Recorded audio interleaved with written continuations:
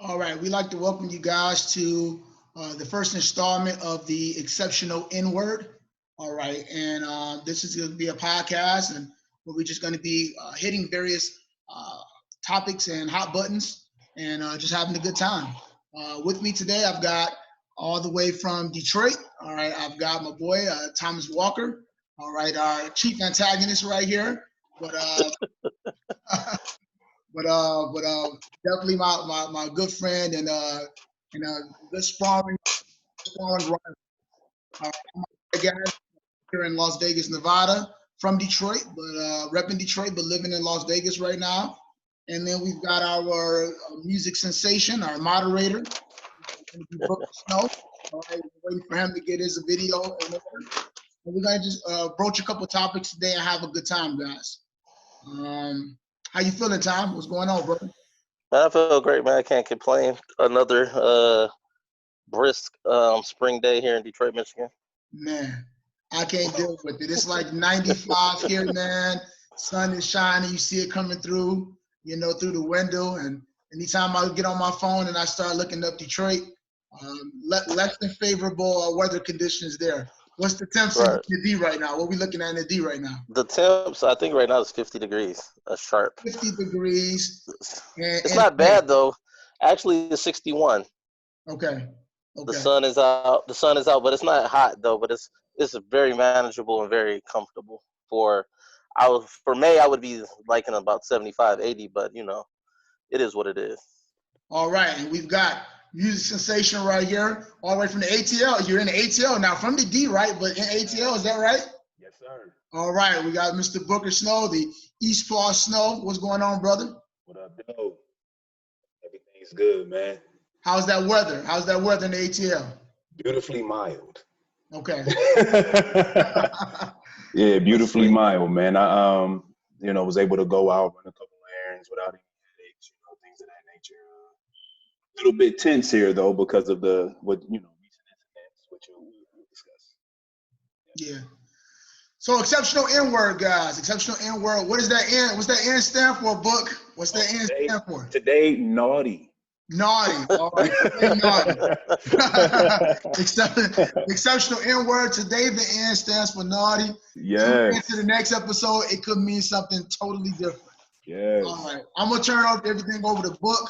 All right. And we're going to have some fun, guys. Yes, sir.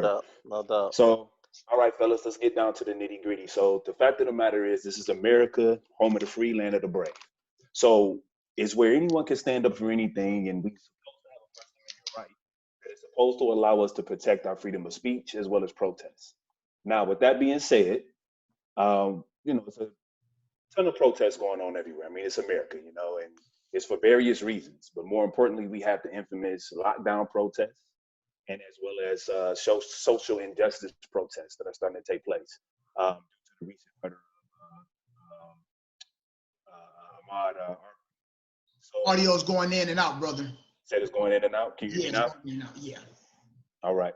So with Ahmaud Arbery's murder taking place, looking at the history of protests in America, the question I raise is, what is the peaceful protest in America? So who's allowed to have them? I'll let you go first, Tom. Well, by definition, I guess there is nothing that really covers or says you have the right to protest. I guess the right to protest kind of is a manifestation out of the some of the amendments, like the right to free speech, the right of association, the right to. Hold on, I got my few notes here. You know what I mean? I was getting ready for y'all. You know what I'm saying? So you know what I mean. But we do have the right to freedom of association, the right of free speech, and the right to freedom of assembly. So the right to protest is kind of a manifestation out of those. Right. So by all of us being covered as citizens in the United States of America, even though sometimes black men ain't treated as equal as all the other citizens, whatever, but we do have these covered in our amendments that are in our Constitution. And of peaceful protests, non-violent. Martin Luther King made it famous. It ranges from sit-ins to prayer vigils to boycotts to marches to picketing, all of those things, as long as it doesn't include violence. That's where I would see it from. But you know, I'm a little more radical, and right now it's almost time to go in the house and shake up the big house. You know what I'm saying? That's how I'm feeling. Like I'm kind of tired of the marching and the preaching and the sitting and the getting beat over the head with the billy clubs and all of this, and then you know all of that. But then you see these militia members in various northern states. It was just quite shocking that all these northern states had all of these people coming to protest at the Capitol with Confederate flags, with all kind of stuff. I was shocked by that in the northern states like that. It was quite scary, honestly. And they're walking around with rifles, assault rifles, handguns, getting into physical confrontations with state police troopers on tape. And we've seen a regular black man just simply stating his right to, you know, not get out of a car. And we've seen police officers shoot them, pull them out of cars, brutally beat them, punch them, kick them, choke them, all of the above. And we just seen a video today that was unleashed, I believe, yesterday, of two Yes. former police officers basically cut a guy off. They had another guy videotaping, and they basically just executed this guy gangland style from Wild Wild West Day style. So Yeah. I think the peaceful protests need to be ratcheted up a little bit. Like, hey, let's turn it up, man. Like, they ain't understanding the peaceful joint right now, and I ain't turning no cheeks. You know what I Oh, mean? We all Isaiah, be, like, you know, I want to, because I want to make sure we stay within the flow. And you made some great points, especially with, with the, going into the White House and shaking things up. But I want to hear Isaiah too. So Isaiah, where do you stand on this as well? Well, the longer you watch this show, you'll find out that not me and this guy agree a lot. You know, I don't agree often, but every now and again, you know, we will, we'll definitely see eye to eye on certain topics. And basically, I feel like just the same thing he said. A peaceful protest is just anything where we're demonstrating, where it's non-violent, it's not physical, and it's not necessarily detrimental to someone's personal property, their business, or things like that. Now, when I use the word detrimental, I mean in a physical state. Like we're not rioting, we're not burning anything up, we're not destroying anything. However, we can protest from a perspective where it will affect people's business or their commerce by not supporting individuals. And that's one of the things that I feel that our people, we as blacks, we don't do well enough. I'm always surprised at the things that we choose to protest about, and then the things that we don't. I mean, we'll sit up there and yell all day, free meat meal, free Kwame, and Yeah. we want to protest, this and that, but we won't protest Jordans. We won't say those are too much money, still, or he has this amount of money staked in jails, and we need to protest buying his shoes for this reason. We won't protest, Tommy Hilfiger or Mel Gibson movies where we've heard racial things come out. We won't, H&K and things like that. These are things that we won't protest, and we won't use our right for. I'm always surprised at the things that we choose to try to stand up for and we choose to be vocal about. And it's a little bit disappointing as well. Other races, particularly Caucasians and things like that, if there's something that they don't like, they're not supporting it, period. It can be a movie. It can be a store where they went in there and they didn't get quality service. They don't have a problem with saying, you know what, I'm not spending my dollar there. And I know that we're not necessarily talking about finances right now, but there's many ways that you can protest. We saw Colin Kaepernick try to protest in his way. And what was interesting is that he actually called and spoke to military, individuals that was in the military and veterans and said, what is a respectful and peaceful way for me to be able to protest my point? And then his whole narrative was hijacked. They turned it around. He was disrespecting the country. So to get to your second half of the question about who can protest, just like Tom said, everybody can protest, but there's a stark difference between when there's blacks that's protesting and when there's everybody else that's protesting. And we've seen the pictures, even though I'm not in Michigan right now, we've seen the pictures all over the social media and the news of individuals that are there with assault rifles at the state capitol in Michigan, talking about letting them go back to work, all these physical confrontations and things that if any one of us would have even considered doing, the ramifications would have been, far worse for us. We've lost our lives standing up for ourselves, just not even being aggressive, but just talking back to police officers. You know what I mean? So if I may interject, so the thing I think I hear from both of you is that it's really time for some sort of action to take place for us, like some. Now, I think we all talked about this, you know, prior, as far as like people coming together and being able to form something to give feet to this, because I mean we've done a lot of talking, like we're born and bred on talking. I even had somebody suggest to me that we need to get out and vote, and I you know I respectfully told them voting hasn't resolved anything since 1788. So with that being said, Thomas, like, what do you think outside of what like who can do what, when, and where? What do you think, like, you know, needs to be something looked at as an actual resolve? Before you answer that, Thomas, Yeah. real quick, I do want to say one more thing. You know, we have been conditioned to not stand up for ourselves and not protest from years and years ago. You know, we would go out and try to stand up for ourselves. We were the hoses were turned on us, the dogs were turned on us. They let us know a long time ago what they feel about us standing up and protesting for ourselves. And I think that the path that we're going down, it's a kind of a repeat cycle of that. You know, it's like anytime we see you guys demonstrating in any fashion, we want to remind you that this isn't what we're looking for. This isn't what we want out of you individuals. So I did want to add that in there. But go ahead, Tom. Hey, I'm just gonna be real with you. I got 5 boys. I'm not about to set my boys up for failure. Like, I feel like the whole civil rights movement and everything, I feel like it was admirable for those people to put their lives on the lines and everything like that. But they put their lives on the line for us to be able to be second-class citizens in America.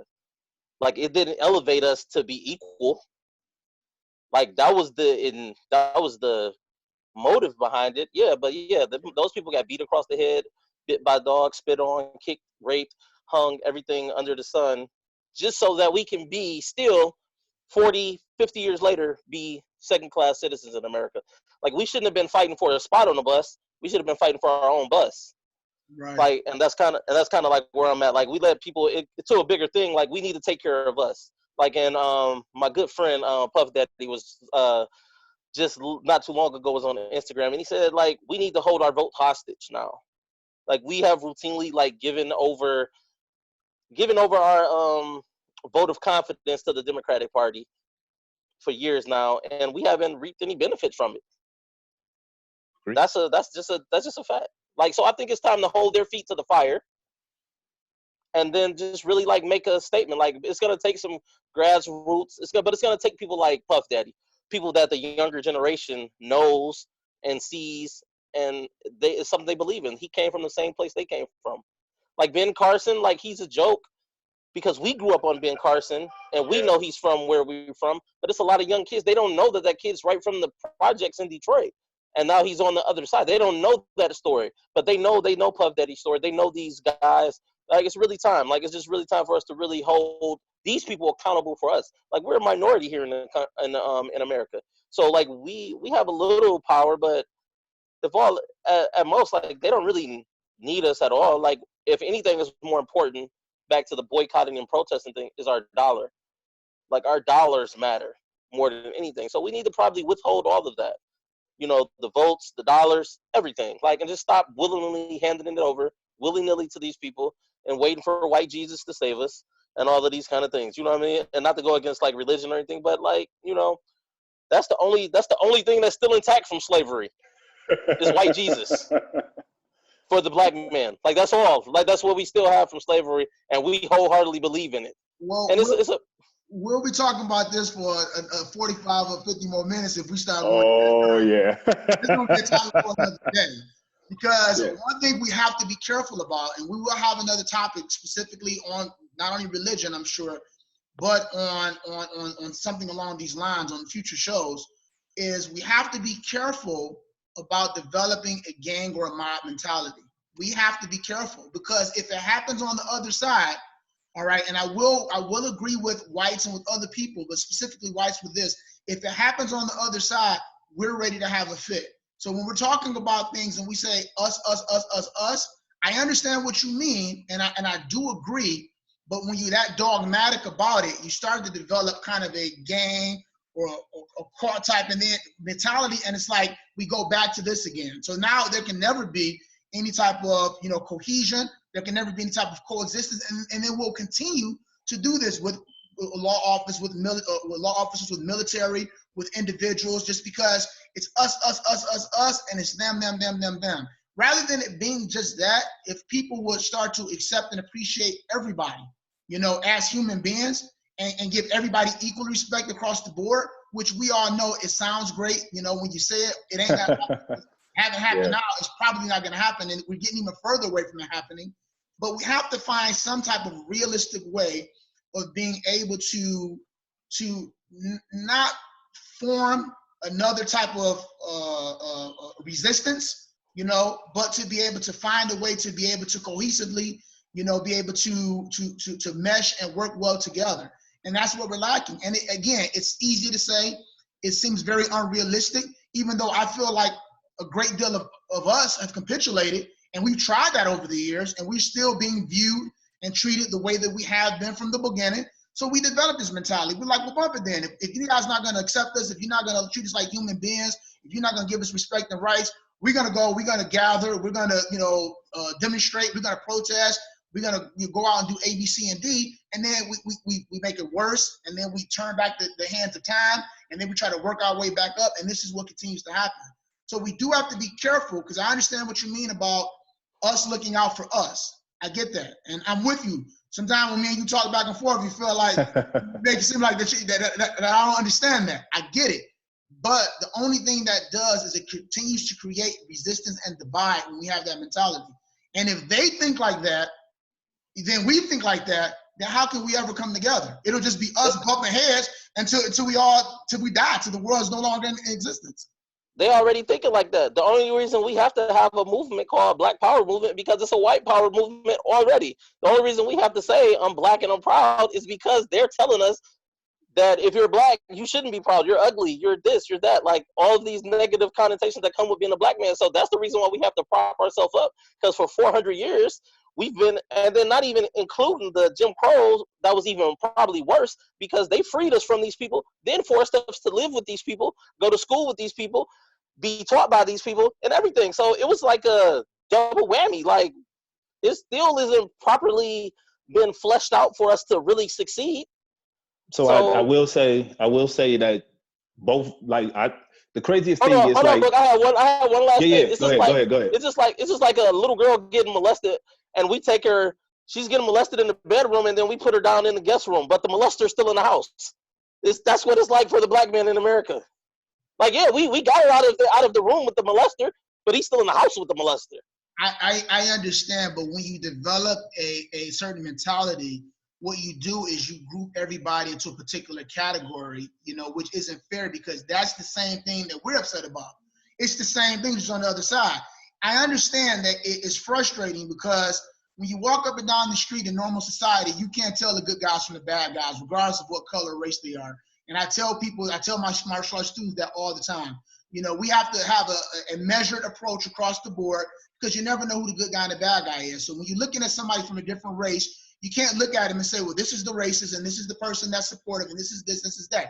You don't know. So what tends to happen is we tend to group people in all together, you know, and that isn't fair, because the same way when you're wearing a hood down the street and we get pulled over, you know, you get arrested because your pants is a little bit off your waist, or your hat is cocked to the side a little bit, and you a gangbanger. You say, hey, well, man, I have a great job. I have a family. I'm not this guy. And they're gonna say, well, you look like him. You know what I mean? So I'm grouping you guys together. So we can't develop a resistance type of mentality to be able to go against everybody that is not our particular race or color. Because when you do that, then we really do not develop any level of resolution.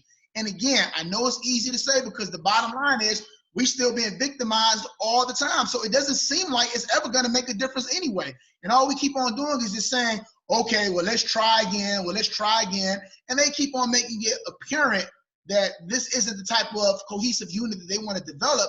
But the only thing that this is going to cause is more hurt and more bloodshed when we start to try to form and formulate specifically with the mentality of being able to just have an us versus them mentality. I believe that we can take care of us and look after us and make sure that we support us without, you know, saying that you're not included. You know, there can still be included.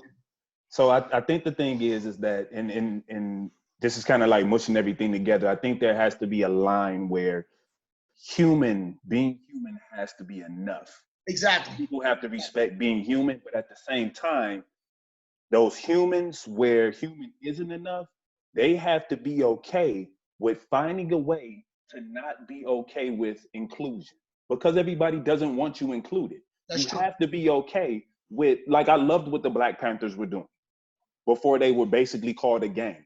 Right. Loved what they were doing. They were policing the neighborhoods, had their own stores. Detroit, we had, They Black Wall invented Street. WIC. They invented WIC. Like Yeah, women, infants, and children. They yeah, invented that, and the yeah. national government adopted this criminal enterprise thing that now they give to everybody. Women, Yeah, infant, and children, milk, food, and everything for little kids. Like Black Panthers entered that breakfast programs for kids in the morning. So every kid, it's a fact that if you eat before you go to school, your mind works better. They yeah, did that first. yeah. Like, so, but they always do that. I'm not really worried about them. I'm just saying we need to take care of us. When I say take care of us, I need to say, like, if I see your wife Isaiah somewhere and some guy's doing something to her, I'm gonna stop it. It should be okay for you to intervene. If I see Period. if I see Yeah, Book's daughters somewhere and they got something going on, like I'm gonna intervene, not because that's Book's daughter, because that's a black girl, somebody's right thing to daughter, do. somebody's sister, and I'm gonna step in that, and we need to take care of our women, take care of our children, respect each other, brothers. Like we're all the same. Like, and once we can do that, then we can worry about how they're gonna deal with this. Like everybody said, we got to get treated like human beings and everything. That's the problem. They never viewed us as human beings. I agree. Well, that's initially what the actual civil rights movement was supposed to be, and it turned into equal rights. It was never about equal rights initially, as much as it was as being seen as an actual human. Right. So with that being said, I think this tackles into something, that just as important, which is men's mental health. With the climate being what it is, especially covering from a quarantine, no sports, no shutdown, everything shut down, layoffs, police brutality, racial profiling, like how does the mental health factor, how does that become significant? And how important is it to have a healthy mindset? I think mental health is important because it includes our emotional, psychological, and social well-being, and that affects how we think, feel, and act, which also determines how we handle stress and relate to others and make choices. Like, period. That's why mental health is important. And when we're under the gun, so to speak, I can't go jogging now. Like, I live in a neighborhood where white people at, where Grosse Pointe police is regularly patrolling. I feel good about that because I leave my car doors unlocked all the time. But now, like, man, so I might get shot down if I put on my sweatsuit and go out and jog in the middle of the day at 5 o'clock. That's wild. My kid might get choked out for if he sees somebody getting done wrong and he's just there watching. A police officer may approach him and smack him around and take his phone and throw him down and choke him out. Like, that's what we're dealing with right now. Like, that's like, I worry about that all the time. Like, just worry about them being out. My sons have hair. Some of them have dreads. Some have braids. Like, those are like uh red flags for white people, like thug look, things of that nature. But it's cultural. It's not a thug thing. It's a cultural thing. Like, you know what I mean? Just like mohawks for them and things of that nature and whatever else they're doing. Like, I'm not even really concerned about them, but I'm just saying us. And I have to tell these guys, hey man, straighten up this, straighten up that, so you don't look the part. Like you said about the hoodie thing, Zeke. Like, it's the same thing as that, but we should be able to just be us, and because people should just approach the situation as what it is. I'm dealing with the individual. I don't care if he's black, white, purple, green, monkey, cat, dog, or whatever. I don't know him, so I'm just gonna assume I'm into that he's, an all right guy until he shows me otherwise. Well, I think this is a great topic, and I'm glad that we broached this topic because mental health, I'm kind of like Thomas in the fact when you're talking about taking care of our people. We talk about mental health. I want to make sure that we specifically talk about men's mental health. All right. And that isn't saying anything about women. All right. But what I am saying is that it is okay for a woman to cry, for a woman to feel like she's not enough, for a woman to be able to go through different mental challenges, you know, whether it be because of the way she feels about her body or because she's overwhelmed with her job or with the children and things like that. But as men, it is not okay. This is taboo.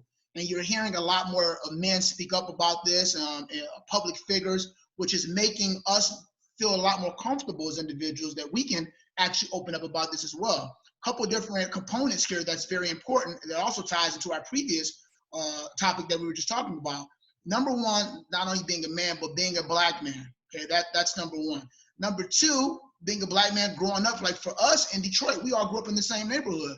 So, you know, any weakness that you show was going to automatically be able to just stick right out. I mean, no matter how you were feeling, what you were thinking, how secure you felt with whatever, we had, and I'm not just gonna, you know, limit this to Detroit because I know there's tough hoods all over, whether it be Chicago, you know, Atlanta, wherever, all over the world. But people who are from the hood or from a ghetto or from a urban community where, you know, there's a high level of crime and crime rate, we understand how when we go outside of those doors in those hoods, and also as black men, we have to put on the front all day. You have to put that mean mug on when you walk out. People didn't smile at each other. You didn't smile when you walk down the street. That's the reason why as adults right now, we're not walking around and smiling at people and greeting people. We looking at people looking at us funny. We ready to fight, and people like, I looked at you like, I don't understand. You know, this is where we came up at. This is how we came up. This was survival. This is the difference between being able to go out and enjoy your day and make it back home or maybe not. Weaknesses stood out. So we had to put that mean mug on. We had to carry and stay in that character the entire day, you know, and then just so we can make it back home safely. You know, you talk about being a black man, you talk about us being fathers now, you know, and husbands and things like that. There's a lot that is on our shoulders and that we carry, you know, so there isn't any time for weakness. There isn't any time for us to be able to sit down and really take care of our mental health.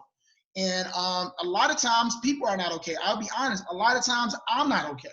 You know, I've dealt with over the years a lot of trauma, and trauma isn't always you've been raped, you've been beaten, or whatever the case is. There's a lot of different things that happen in your personal relationship. There's a lot of things that can happen in your upbringing with your mom, because guess what? A lot of us came from single family homes, right? So our parent, our mother suffered abuse from somebody else. They were traumatized. They had kids. They had to take care of those kids. That got passed on to those kids. And then as adults, we grow up and we internalize these things, particularly the men, because it's not cool to say I have to go to a psychiatrist or psychologist. It's not cool to sit down and break down crying and talk about feelings with your homies. We ain't gonna get together and have a drink and talk about, you know, how we don't feel like we're not enough and we insecure. These aren't things that men talk about. So we pass this cycle on to our kids and things like that. With the lockdown, I'm really concerned about mental health, especially for men. I have a good friend of mine from childhood that's a Detroit police officer. I spoke to him on the phone the other day, and I mean, just hearing his voice, he said things are not going well. The level of domestic abuse and violence is through the roof. He's like, you know, he's working long days. When he's getting home, he's exhausted because people are locked up in the house. You know, a lot of these relationships were not functioning very well to begin with. They just worked because they had work as a buffer. So, you know, one person gets up, they go to work, they're at work for 8 hours. You know, the other person maybe go at the same time the work is done, or maybe have a different work schedule. We're only seeing each other in enough time for us to be able to sit down and eat, kind of catch up, put the kids to bed and go to bed. So it seems like a functional relationship. But now we're at home, we're around each other 24 hours a day. We can't invite friends or guests over. You know, there's no buffer zone anymore. So that those mental problems and mental health challenges that us as men are carrying with us, we're starting to, like Thomas said, we're attacking our women, we're not protecting our women, and things are just getting out of control because as men, we are not actually working on our mental health. A lot of times, I'm not okay. You know what I mean? I want to make sure that I hear from both of you again. Okay.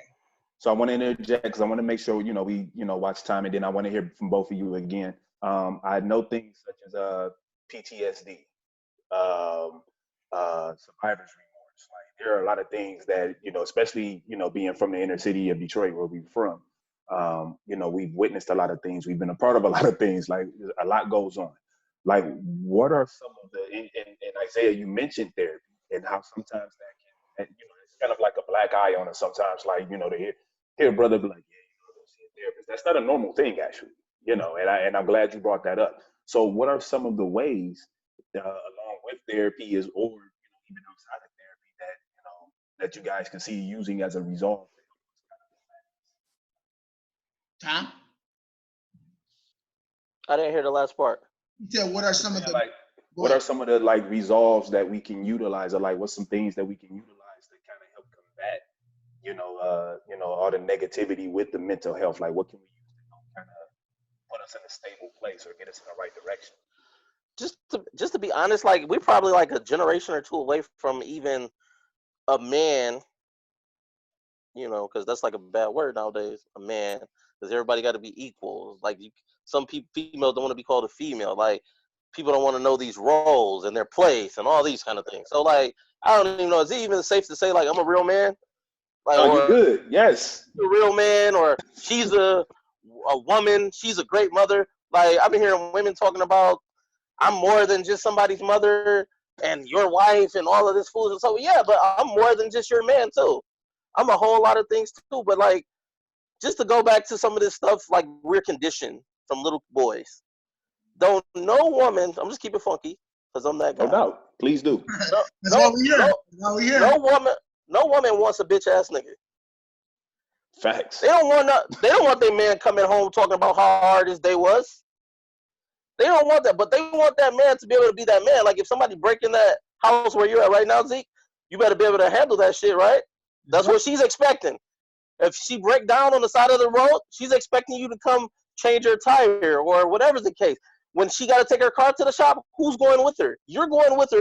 So even though you might not even, you don't know shit about being a mechanic, Right. but she's hoping because you're her man, you're her husband, that you're gonna be there and they're not gonna rip her off. Right. Like you're Facts. her Yeah. shield, you're her cover for Right. that, right?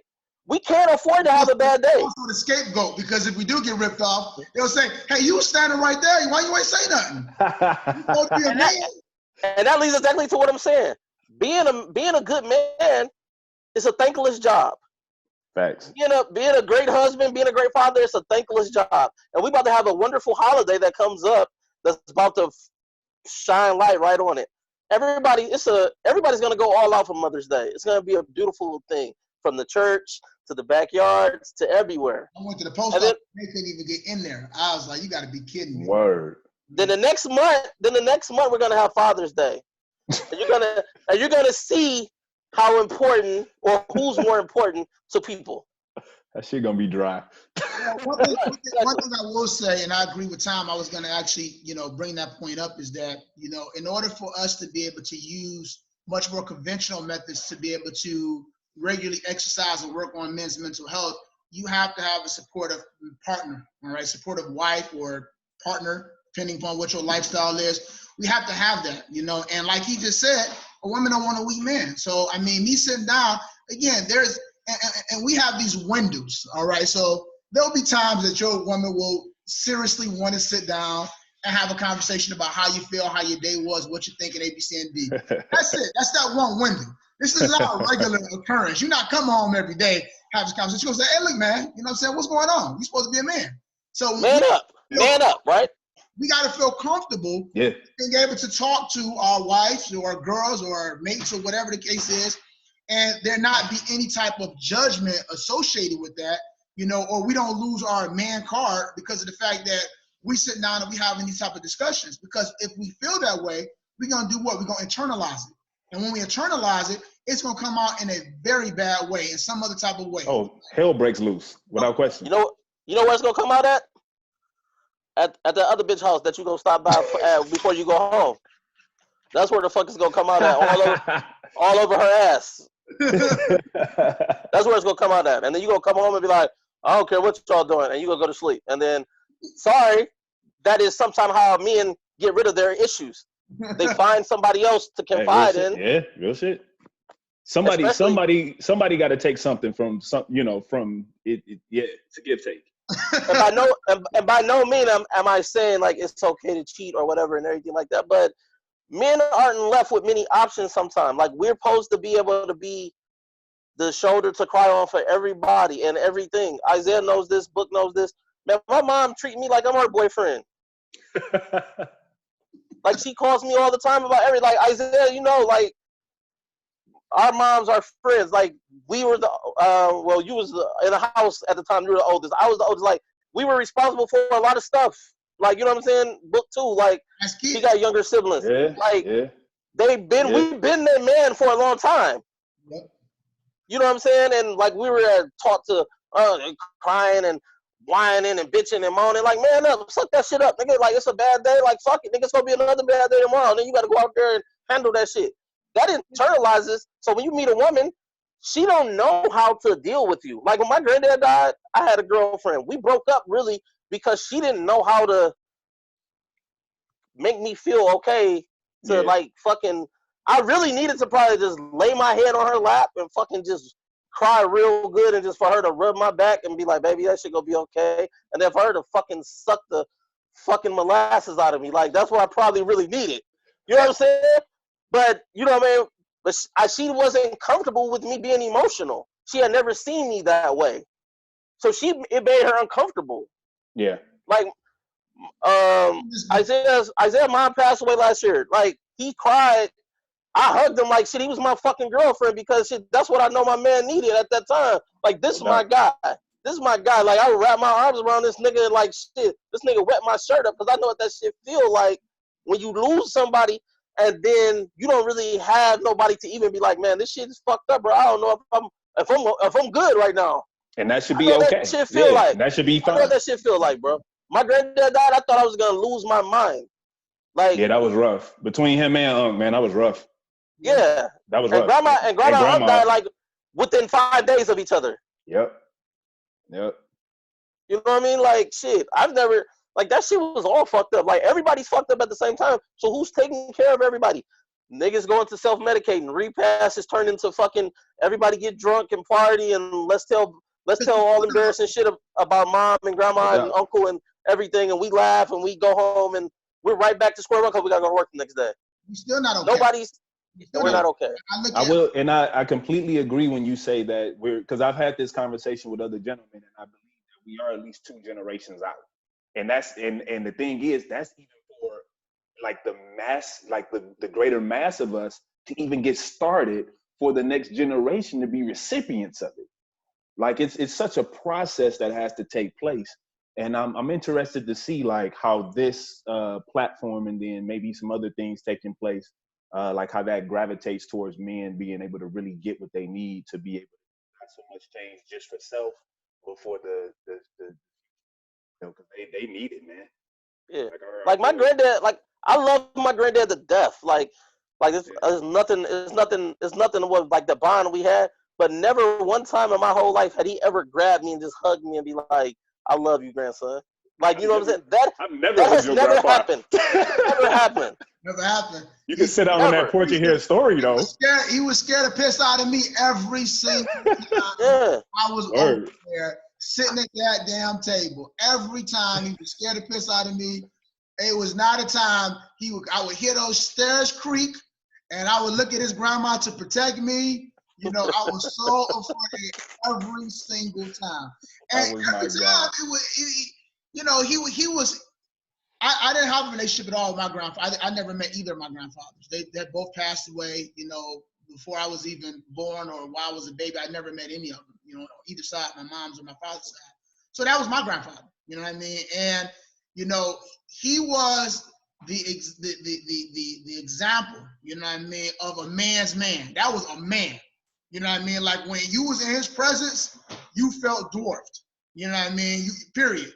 We would sit by his feet. We would listen to the stories he would tell. We felt, no matter how old he was, we felt safe and secure in his presence. And he demanded respect. And he would walk down them steps with them slippers on, that robe. And I was sitting at his table, and every time, even though I knew he would laugh, and it'd be a joke, you know what I mean? I was still, because I could never tell when he was joking. I was afraid every single time. But he's like, who is this? Why is he over here? Like, he's been over here for 2 days, granddad. What are you talking about? Over the summer. This nigga came over to eat my food up. Like, it's stuff like that. This nigga came over to eat my food up. Like I ain't even hungry. I don't even want to eat today. Y'all like, you don't come over here. I ain't hungry, grandma. I don't want to eat. That's wild. I got the complete opposite I got the complete opposite treatment, man. It's crazy, son. That's funny. Well, by the time Granddad came downstairs, we had been downstairs acting a fool probably for hours on end, and he had probably yelled downstairs several times before he made his way down there. So True that. You met him by the time we were outside. We were in the house a majority of the time when Isaiah was there. Okay. We were outside a lot. We were at the park, then we would come back. You know what I mean? Stuff like that. But just to think of like my girl, that's somebody that I really love and got a connection with. We've never embraced like that. He was on his deathbed. He had fluid on his lungs. So when he's speaking, it sounds like he's drowning, right? Yeah. Like I seen that. I'm fucking crying my eyes out, right? And he's like shaking. And like I'm thinking something's wrong. We'll get the nurse. He like waves me closer to him. I'm like, yeah, what's wrong, Granddad? He's like, cut it out. Like, tell me to stop crying.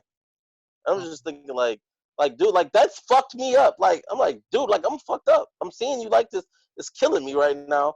And I don't know, dude. He's like, it'll be all right. Like, everything will be all right. Like, it's not true, Granddad. Right. Like, I know better than that at this point. I'm old enough to know better. That's not true. But he's like, you don't crying and shit, all this shit. Like, he's fucking bitching me out right now about that. And I'm thinking, like, what the fuck? Like, I can't even be. Man. It was wild. And, like, stuff like that, people just don't understand. Like, my mom was a hard mom. She should have been my dad. Like, she was hard. And by me being the oldest, like, I used to get it. Like she, like, questioning me. She wouldn't even talk to my little brother. Like, he fuck up, like, she's talking to me. Like, why didn't you? This and that, da-da-da-da. My body language is off. Bam, blow my shit out. Like, blow me right in the chest or right in the jaw or something. Fuck the belt. Like, the belt option was out of there. By the time I was 13, 12 years old, I'm looking my mom eye to eye, face to face. Like, and she just jumped on tip on the, you feel like? Yeah. She still go chuck one at you. I got that one too, man, and I'm 6'5", so.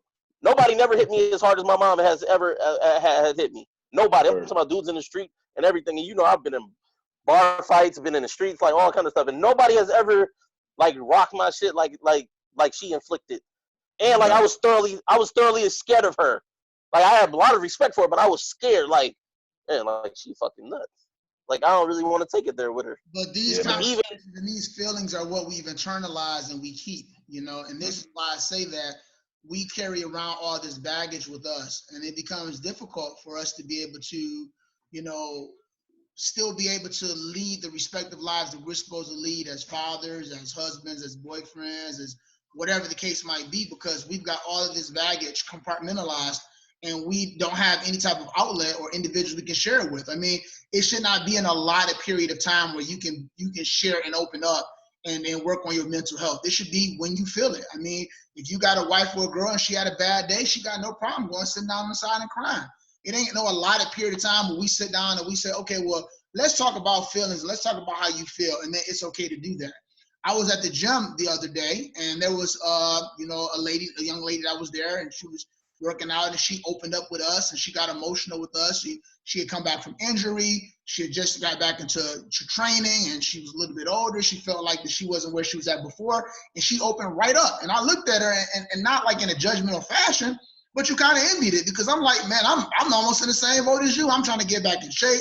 I'm not coming off of an injury, but I'm definitely not what I used to be. But ain't no way I could come up in here and sit down and bust out crying in front of these dudes and then turn around tomorrow to come up in here and get the same level of respect too as a fighter and as a coach and as a man.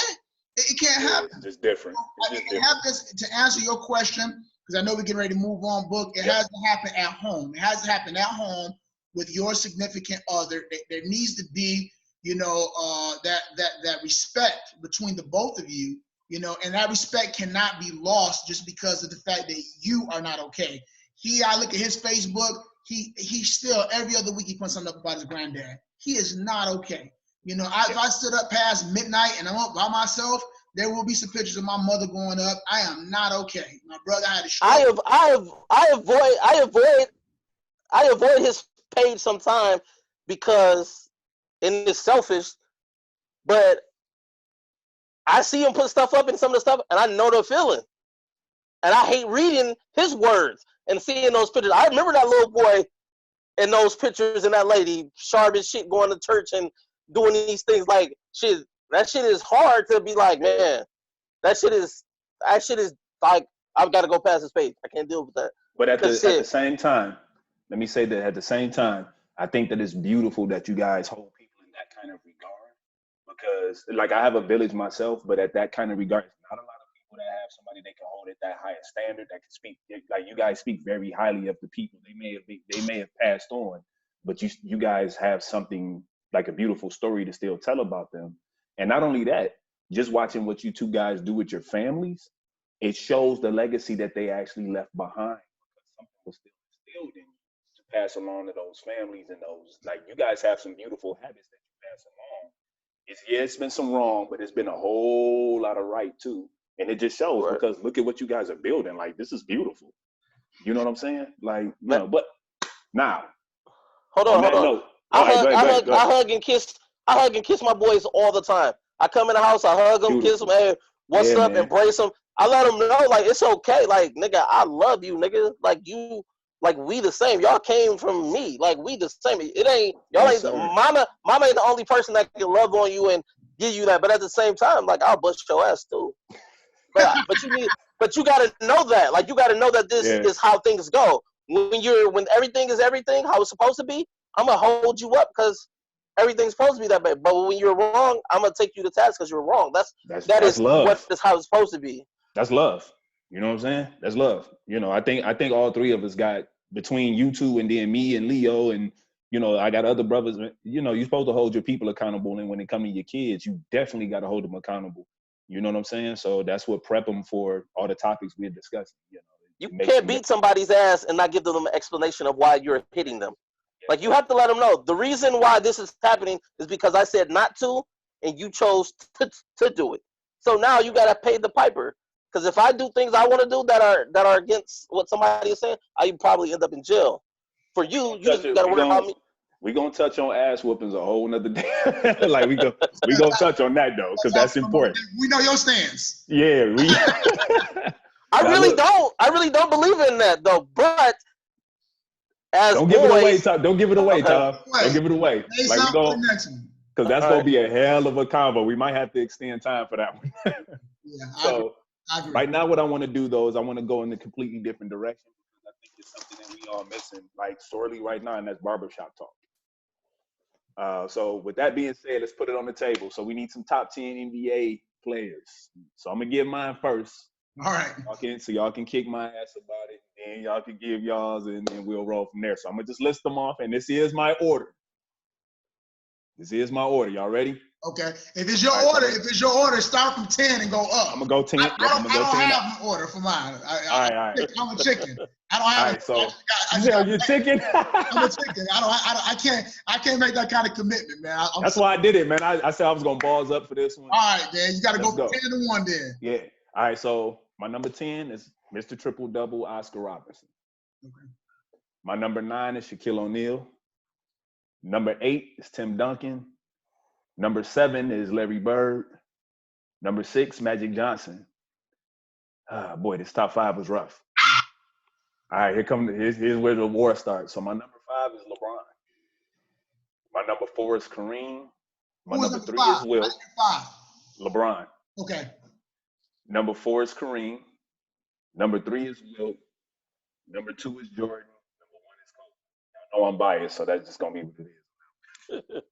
Go ahead, Isaiah. I'll go last. Y'all don't want to hear mine. Y'all, I'm gonna get clowned for mine, and I'm gonna give mine, and I'm gonna explain. I'm gonna give a disclaimer. So obviously, when I was coming up, I'm like, obviously Pistons fan. That's what I had access to. A lot of us, when we was coming up, we didn't have cable. We watched what was on television. So you didn't get an opportunity to follow a lot of the teams outside of the team that was locally playing.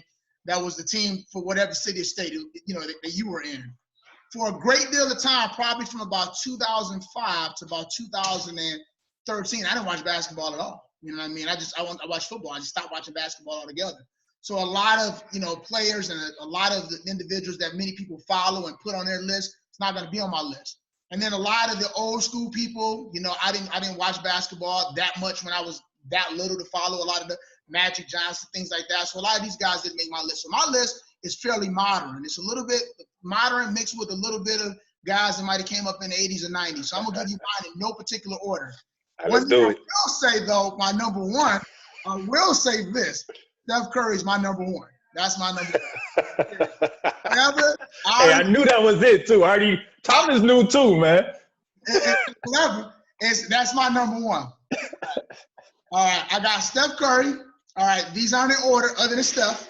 All right. Thompson, Isaiah Thomas. That's Zeke. All right, not the other Isaiah Thomas. All right. No doubt. All right, Michael Jordan. Believe it or not, I like Mike. All right, John Stockton, Grant Hill, Karl Malone. Got to put a big man out there. Kevin Durant, AI, Allen Iverson, and believe it or not, ain't gonna make nobody's list. Chris Mullin. That's fair. That's fair. Outside of Oscar Robinson's, I didn't see him. I didn't physically see him play. I watched Magic. You know what I mean? I couldn't appreciate what he was doing in his time. It wasn't until I was older. So I don't feel it's fair for me to put him on my list because I wasn't a fan per se, you know, at that point in time when I watched him. You know what I mean? So I was watching the Bad Boys era. That's what I was wrapped up in from that point forward for the most part. So a lot of those older cats like Wilt Chamberlain and Oscar Robinson and Dr. J, those guys don't make my list, not because they wasn't great or they're not all-time greats. Just in my era of the basketball that I personally watched, these are the people that I liked and I tried to either model myself after or take tips from of the individuals that I watched. So I'm not putting them above other people and saying they're all-time greats. I'm saying the people out of what I watched and experienced and model myself after when I was coming up, these are the people that were more influential to me. That's fair. Well, here, Tom, here, shoot, man. So let's get it, baby. I can't wait to hear his. So I'm kind of in the middle of both you guys. I don't really have like per se a top 10. I got 10 players, but I got them split into 2 starting fives. I got I got a first team, and then I got a second team. All right. And then mine is kind of like a lot like Isaiah. These are people that I've seen with my own eyes, and I was able to see the greatness and like, wow, like this guy right here. People that I kind of was like feeling myself that I'm thinking like, damn, I want to be like this guy. I feel like I could hoop like this guy. I pull some of these moves off. Like I've hooped with both you guys. Both you guys have told me like, man, that was crazy shit you pulled off. Right. So now my first starting five is going to be Magic at the point guard, MJ at the 2 guard, Bird at the 3, Barkley at the 4, and Olajuwon at the 5. That's my first starting 5. Okay. My second starting 5 is going to go with Zeke, Isaiah Thomas at the point guard, Kobe at the 2 guard, LeBron James at the 3 guard, Kevin Garnett at the 4, and Shaq at the 5. That's my 10 right there, right? So, of course, Magic is well renowned as the best point guard ever. Zeke is well renowned as the second point guard ever. So I kind of just did by positions. Kobe is number 2 to MJ because Kobe said it out of his mouth on the other night. What you have from me comes from him. Mm-hmm. Kobe said it out of his mouth. Like, so there's that. And Bird, a lot of people can't appreciate basic fundamentals. He's not jumping out the gym. He's not overly quick, agile, or anything. But he's just gonna slow man, old man's game you to death, and he's lethal. He don't miss, and he's a fucking tough as nails white boy. You ain't scaring him with none of that bullshit. You know what I'm saying? That's why Tim Duncan don't make nobody's list because he was the. Oh no, Tim was on mine. Oh yeah, that's right. Oh yeah, Tim him and Karl Malone top 2. They the 1-2 for me. I just personally don't like Karl Malone because I think he's a bitch ass nigga. Like that's just personally why I don't like Karl Malone. And Tim Duncan. Where did that come from? Man, we from Detroit. You don't remember that? You don't remember that shit he did to Isaiah? Yeah, that it was over after that. Yeah, 44 stitches. After that. Yeah. Tim Duncan, if I was doing a different kind of list, like greatest of all time list, this is kind of like more my favorite list. Tim Duncan for sure would be the number 1 power forward on the list. But I'm gonna go with KG because as a youngin, having that fucking intensity, like I go at anybody, like I can identify. And I remember being 16 and reading about Kevin Garnett.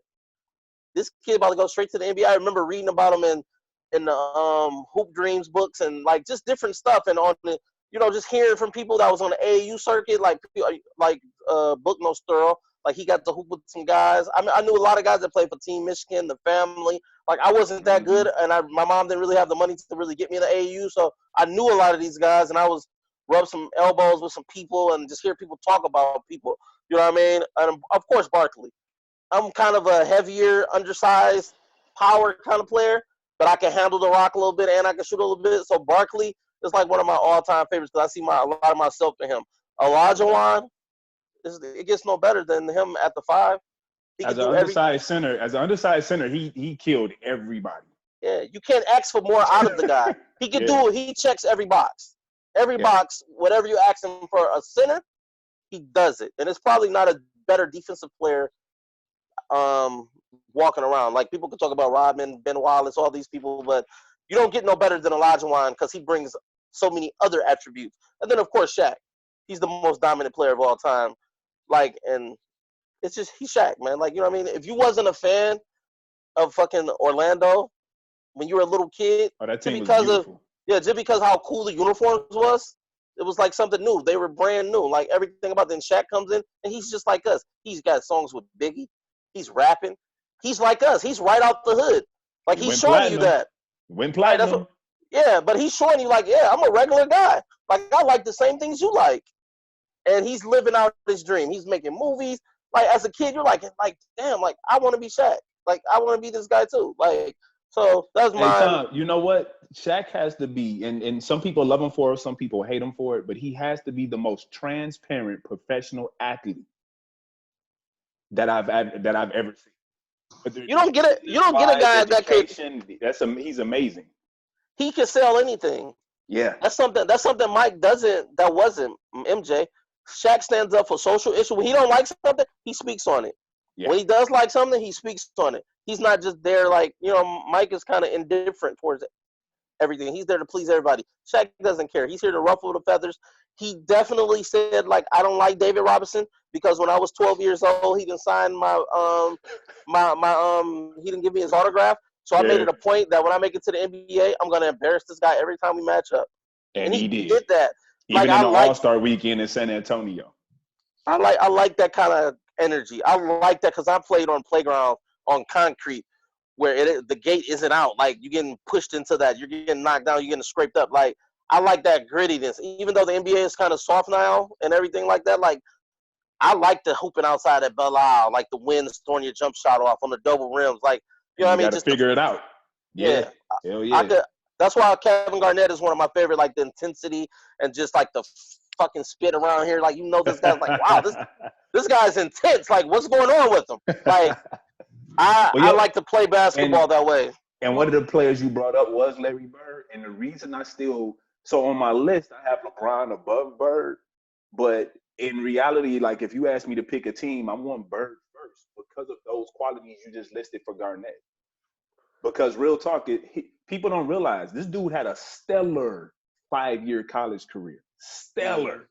And he was drafted before he graduated. As a sophomore. Dude, you know what I'm saying? That's how much they believed in him. Man, come on, dude. You know what I'm saying? And then until his back went out, you talking about this dude terrorized the NBA for 9 years. How good was you that you're going to play the Seattle Supersonics on Thursday, but you play the Lakers on Friday, and you say, hey, I'm going to play the Seattle Supersonics with my left hand the whole game because I don't want to waste my right. I don't want to waste my right hand on these guys. I'm going to save that for the Lakers. And told them ahead of time. And score 40. Like, come on, man. Like, people could talk about LeBron, KD, all these guys. They ain't doing that. No. LeBron doesn't make my list, and neither does Shaq for a specific reason. It isn't because I don't recognize their greatness. I tell people this all the time. You guys know that I'm a martial artist. I've been a martial artist for over 30 some odd years. And what has revolutionized the martial arts or the martial arts world or the MMA world was when the Gracies came over to America. All right, this was a family that had perfected a martial art over in Brazil, a Japanese martial art. They perfected over in Brazil, and they brought it over to the States. And they looked for a forerunner, an individual who's going to be the front man. And they chose the small guy, the guy that was kind of sickly, the guy that didn't look like he was very much, because they wanted to be able to show how dominant their particular martial art was. And if they would chose someone else, then that message may not have come across quite as clear. Rickson actually was the better one of the family, but he was the bigger and stronger one. All right, so if he would have went out there submitting people and slapping them around and beating the hell out of them, people would have just thought it was because he was physically dominant. They chose Royce. Royce was not the best guy. He was not the best of the brothers, but they chose him because they wanted to display the effectiveness of the art. And that's kind of my mindset and always has been. So if you look at my list, I mean, these guys they're big, they're not little, but I don't have a lot of these individuals that are huge, other than maybe like a Karl Malone, a couple other individuals that are real big man on my list, because I've always liked to watch how effective the smaller guys, a lot of the guards and the twos and the smaller guys were able to navigate, through that game, through the game and through those trees of the Olajuwons and people like that, and the Shaqs and the LeBrons. LeBron and Shaq were victims just of not necessarily their own success, but just of their body. I mean, they can't control how big and how strong they were. They had to create a rule just for Shaq, happy Shaq.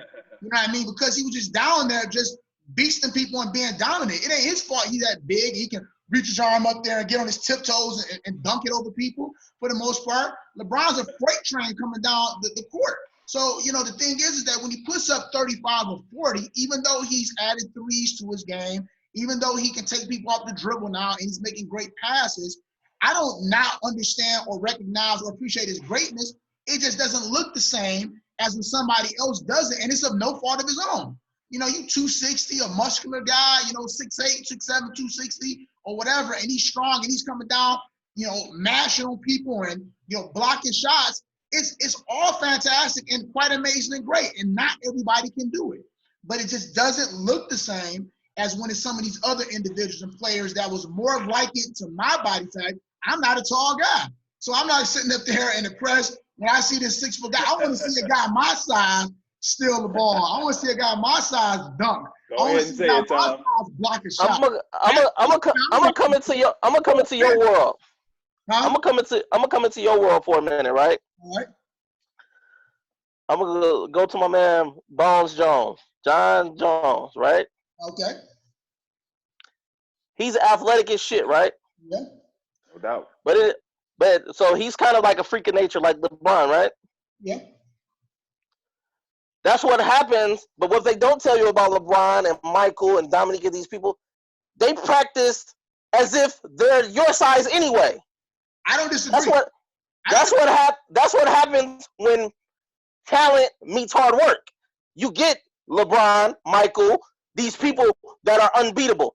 Like, that was Brock Lesnar's problem. He should have got with somebody that took his shit to another level. Because physically, nobody can match him. But it's people that's working harder than him. He's not working as hard. That's why I like people talk about John Jones all the time. He's a cokehead. He's a drunk. He's all this. And can't nobody beat him. That's crazy. Still beating your ass. Right. Every time. He's a fucking pay-per-view draw. So he's always going to be at the top of the card. And it's probably, I'm not in the technical side of the MMA things, but, he might have lost that one fight to that one white guy. It was looked close. It looked like the white guy probably did more damage. But he's a cokehead. His training is falling off and all that. And, yeah, he could go out there and, work as half hard as you are and just fuck you over. And you're giving you 1,000%. Because he got God-given stuff that you don't got. And he's busting his ass at the same time. Like, yeah, I could party like a rock star, then go to training camp, and then show up on a Saturday night and make easy work with these guys. Like, that's LeBron. And LeBron is doing it outside of the world. He's Muhammad Ali. He's all these guys. He's standing up for social justice. He's the best fucking father since Cliff Huxtable. He's the best husband since Cliff Huxtable. Like, he's a perfect guy. Like, he could probably be president one day. Here's the issue that I have, though. Here's the issue that I have. And you'll see me, I say this all the time when he's playing or whatever. This is the problem that I have. If you're not a LeBron fan, then you're a LeBron enemy. There's no middle ground. I can't appreciate how great he is, but just not be a cultist, dogmatic fan like everybody else. This never happened with Michael Jordan. There was plenty of people who didn't like Michael Jordan. You know what I'm saying? And it's like, he might not have been a fan, but but that's Michael Jordan, it's MJ, period. Like, I ain't a fan of him, but I understand his greatness. He did everything. He won these championships. He put the team on his back, yada, yada, whatever, however you feel about it. you know. But when it comes to LeBron, he in a whole other category. Like if I'm not over there saying, hey man, you know, I'm a LeBron fan. If I ain't got the jersey, the shoes, the shirt, the hat, you know, then I'm a hater. It's like, no, I have always, I have never said anything negative about LeBron as a player. I gotta agree with that I wholeheartedly. explained why he doesn't make my list, and it has necessarily nothing to do with him. The messed up part is he couldn't do anything any different. He's doing everything. He's a great player. So I'm not taking anything away from him. I think that sometimes we identify, like Thomas said, about the people when he was coming up, that he's like, I like to rock with this guy because when we used to play ball outside, I identify with this. So the people that I put on my list, for the most part, there's something about what they were doing or the way they played or something that I saw that I identify with. But that doesn't mean that it's taking anything away from this guy. It's like, I got it. He has to make my list no matter what. Like, he has to be included. Otherwise, I'm a hater. Well, I'll say this. Takes the ball, throws it off the glass, gets the doggone ball, and dunk on everybody, and then run back down the court and then get a block. Well, I'm gonna say this because we do got to move forward. But I'm gonna say this: everybody except maybe 2 people on my list are complete assholes. So I understand where both of y'all coming from. Like you can't be successful at a lot of these things. Be successful at, and I have an ounce of asshole in you in order. That's fair. You know, I think personally, you know, good list from everybody, and I love the fact that everybody had, you know, their reasons behind it. So to kind of wrap things up, man, I think we need to touch on something that's extremely important. I know we started off really important, and we kind of moved some things up, but I think this is a very important topic that has to be discussed. And the thing is, you know, we talked about mental health, you know, with this being America, you know, land of the free. So with that being said, you know, after a long day of being away from home, you know, you out struggling in this world of chaos, you know, and you just need to pick me up through the day. You know what I'm saying? Like, speaking on, you know, for us right now, you know, let's speak for the men out there and just really express how important it is that, you know, that new pick pops up in your messages, you know, from the shorty, you know what I'm saying? Like a little booty or something, a little side boob, you know, whole, you know, however, you know, something though, you know what I'm saying? To really get us through that day. Like, how important is that? Hey, hey, man, this is important. Mental health, man. Hey, real talk though. We all probably hang on to people that we know damn well we probably shouldn't have no kind of communication with. And social media makes that easier. Yeah, Every man. now and again, you'll get that DM. Oh man, this and that. Talk about some old stuff. Da da da da. You know what I mean? But from a recovering slime ball, right? That's me. I'm like, being married, my wife probably saved me from all kind of like extra foolishness. Got me straightened out. Not like she straightened me out, but because I was ready to be straightened out. No You doubt. know what I mean? So, but it's hard. Like, and you can't tell your partner that. Like, I don't know, shit. Sometimes she might be thinking I'm Idris Elba when I'm doing whatever I'm doing to her. Like, that might be the case. I'm not sure. But you know what I mean? We can't be so defensive and so like I'm the best at everything because shit, I'm not in shape right now. Where if I take my shirt off, like shit, like I'm sure she's not like, oh yeah, like it's just she loved me, of course, but I'm sure some other people she might look at and be like, oh man, this guy's put together, yada yada yada, whatever. So yeah, like I think it's necessary because I've been at the titty bar many of nights and was like looking at many chicks and came home and got it on with the old lady crazy just because of that. So that kind of energy, long as you use it the right way. So forget the pick. It was live action. Yeah, but if you get it, if we're gonna stick with the pick. Say you got an old joint that's still like kind of keeping track with you, hit you up one day like, hey, this for you, and you like, man. Long as you're not acting on that shit, and you just kind of like, oh man, that's what's up, damn. Word. Like me personally, chicks still get at me all the time. Like when I be out, especially like at work, like I dress for work or whatever. You know what I mean? Not suit and tie every day, but sometimes nice sweaters, button ups and shit. I'm groomed. Like you guys see me sometimes. I take selfies all the time. So chicks are like getting at me all the time, bro. Sometimes I go home like I'm like, damn, like I'm still that nigga. I go to the crib and I give the old lady that. Like, you know what I'm saying? No doubt. I encourage her to go out sometime with her friends and sisters Get you some free drinks. Like girl, go Let somebody else tell you your shit don't stink. Maybe you don't believe me no more. So your question is why would an individual send a nude pic, or what? How do we feel about it if we received it? I want to make sure. Switched it up. I almost think they go hand in hand though. Okay. Well, the thing is that I think this kind of goes back on a little bit more of a serious side to mental health. You know, I have a 16, almost 17-year-old daughter who has a cell phone and stays glued in the room all day. I see her for guest appearances when it's time to, get, or when there is a need for something to use my debit or credit card for some purchase. Outside of that, she is gone and having a social media conversation with God knows who from God knows where, doing God knows what. And we hope that we raise our children right, but that nude pic that slides in your DM is somebody's daughter. That's somebody's daughter sending it to you.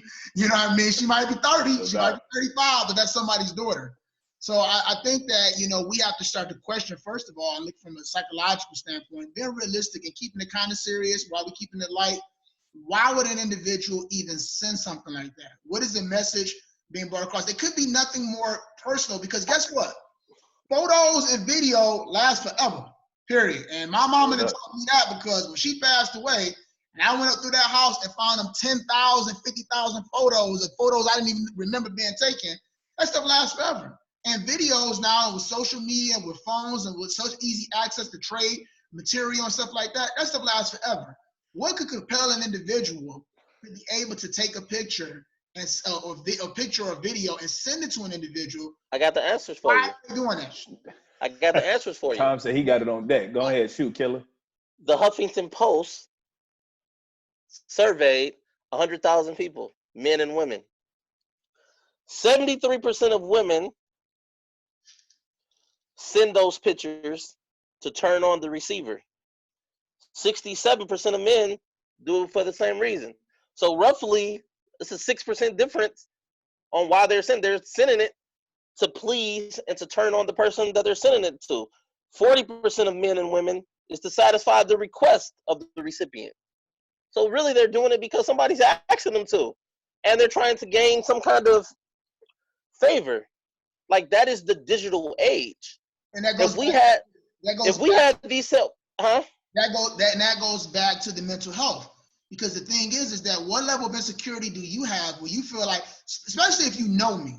Now, if you don't know me, if you saw me on Instagram or Facebook or some type of social media outlet, and you don't feel like that in conversing with me or or you're not looking to develop any type of relationship with me or getting to know me outside of just saying, here's the goods, this is what I got. If you like it, hit me back, and then we'll get at it. But at the end of the day, how insecure as an individual are you where you don't feel like that dialogue enough, especially, again, if we know one another or had a past, as you brought up, would be enough to turn you on? We should have some past dialogues, some past experiences. We should have something. The fact that you have just jumped past all dialogue, and he's like, you know what? How about this? Man, there it is. Don't worry. Now don't worry about it. We don't have to talk about it. Hold on, let me get one back here. And then you just send it, and that's it. I mean, again, I understand that everybody's not looking for a relationship. Sometimes it's just as simple as all of that. But when you have to start asking, why would an individual even do that? Now, I get the gist of it. You're doing it because you want me to see it. You want me to be impressed. You want me to be turned on. But what is this individual thinking? Like, why is this the only approach that you can use to be able to garner those same type of, feelings or emotions? Yo, real talk, younger me, that was all that needed to be. That was the words. Like, you like, Good enough for me. Younger me, I was like, conversation. Man, fuck that. We 40 years old. Grown me right now is, I got a wife. I talk to her all the fucking time. I go outside the house. I don't give a fuck what this broad talking about or what she's looking at. I'm entertained right now because I'm looking at you like, wow, damn, she got a fat ass. Like, I don't give a fuck about what her problems is. That's all another woman, like, she's gonna, like, as soon as you get to talk to her, that's what you're gonna hear about. But my Oh, point this and that and this. Like, I don't want to hear that shit. My point is to do something so permanent. Like this is a if somebody send it to your phone, you have it indefinitely. And Well, to be honest, it's apps to prevent that, where it makes it. Tom's I'm like, just saying, no. that's what this guy said he was happily married. This guy know all the tricks. He know about the apps. He know how to. Well, he gotta, Tom gotta make sure the streets stay safe. Man, On your Instagram, your stories aren't permanent. They disappear after 24 hours. And like your Snapchat and stuff like that, like you can't screenshot that stuff. Like it's something in the app that keeps it from doing that. So that's what I'm saying. Like that's what the stories were kind of for. Like it's something that you just want to share for that moment, then it goes away. Like it's only there for 20 hours, 24 hours or something. That's on Facebook too. So it's not like me doing nothing extra. Because on a real tip, like people don't even believe me. Like, bro, like I'm so fucking regular lame. Like considering from where I was from, like I'm so fucking lame and fucking Cliff Huxtable, and like all I care about, like my shit's like, bone man, dry, B. I understand. Like I don't get shit. And you talking to a brother that had bitches, like many bitches, like different levels, women, bitches, hoes, sluts, skanks, whatever you want to, church women, daughters of pastors, college graduates, strippers, fucking clerks at the fucking CVS, whatever the case might be. Like I've probably fucked one of them. This is just facts. No, I'm just saying, like real shit. So I don't want to just degrade like one set of women, because I've had women that hold a master's degree act like the sluttiest, nastiest broad ever, and I've had strippers that act like prudes. Like it's like you get naked all day. Like leave the lights on. Like what the fuck? Like you know what I'm saying? Like what do you mean put the cover on this? Like did you get naked in front of people for money? You know what I'm saying? So like it's people are different. But as a man, we speak in man talk because we still in the barbershop right now. Like we handled the serious talk. We went from the sports. Now we talking about just straight up man talk. Like, bro, like come on now. We're creatures of the flesh. Like, you know what I mean? Like, you know why she's sending you that. She's like, look, hey, you nigga, you married? Like this what you missing, nigga. Not on you. Not on you, because you're the responsible person. You the one that's married. Like I'm the one that's married. Book is in a serious relationship. It's on us to say, I like that. No, thank you. Like, no, thank you. Word up, man. It was nice. It was nice, but I'm gonna have to pass this up. I bob and weave, dude. I'm good. Yeah, like it was nice. It was a wonderful gesture. Put it like that. It was a wonderful gesture. No disrespect. I'm not disrespecting you. I don't think less of you, man. I'm telling you, the shit is put together well, baby. But I'm a different person right now. I'm a different man. I don't know anybody. Don't mistake my response as an individual who would not be appreciative if I received one. Just keep that in mind. I'm not saying I was opposed to receiving them. I was talking about the mentality of an individual that would do something so definitive as to send it. But let's change gears a little bit, because any man, no matter what he say, is going to be flattered or going to take a peek at it or be okay with receiving it. But nigga, we all looking. We all looking for sure. What is it's happening in church, at a funeral, at a wedding, everywhere. If a chick walks past, you like, damn, like you thinking that in your head for sure. But nigga, like that's just a man. Like ever send one to a woman? Why would a man ever send one? Maybe the same reason. It's 73% of women are doing it to turn on the receiver. 67% of men is doing it to turn on the receiver. I haven't heard a woman yet that enjoys it. Any woman. I know. But then it's more down here. I know them, B. It's 40% of men and women are sending them to satisfy the request. So you're talking about the ones when men send them and they're not requested. But it's some women out there that's like, hey, let me see what you're working with, bro. That's fair. Yeah, in my opinion, they worse than us. Yeah, they worse than us for sure. I'd rather my wife hang out with a whole bunch of drunk dudes than a whole bunch of drunk dykes. Like I've seen them up close. They're worse than us for sure. Women are terrible. They getting right to it. They're like, yo, man, I ain't got all day. I gotta go home, man. Like, what's up? Like, get that shit hard right now, B. You're like, whoa, hold on. Like, I'm not no piece of meat. Like, you're covering yourself up. Like, how dare you treat me this way? But the clutch pearls, bro. Right, you know what I mean? That's how it is. Like, I'm offended. Like, you know what I mean? But like, this real talk. See, Yo, men, word up, we though. men, Word we up, fucked though. up. We want our wife to be nasty slut, motherfucker. Only in here though. Only Isaiah gonna know what Fernita does. Only I'm gonna know what Shan does. I don't know Word your up, son. lady. Only Book wants to know what his lady is doing. We don't want the world to know that because we want her to be respected, because that's the way they teaching us that you have been raised. Like if she's doing certain things, then it's not respected. But she's with her husband. She should do what you ask her to do, just as you should do what she's asking you to do. As long as it doesn't compromise you as a man or your safety, you should do what she asks you to do. Now, unless it's just something that you just can't deal with, you like, shit, I can't pull that shit off. I ain't Jake Steve. Like, I ain't fucking Mr. Marcus or none of these guys. I can't pull that shit off. Just as the same shit, like, if you ask her something, and she's like, I ain't Tiana Trump. Like, I can't do that. But, hey, we should give it a try. Shit, you've been married 20 years. I ain't been married that long, but shit, I'm sure sometimes it's hard to get excited for that motherfucker. You done seen this motherfucker every which way you can see it, right? That's just us. That's real man shit. You a man in a power position too. So I know that fucking the shit is dangling around your head all the time. That's any man with any kind of power. It comes at those men even crazier.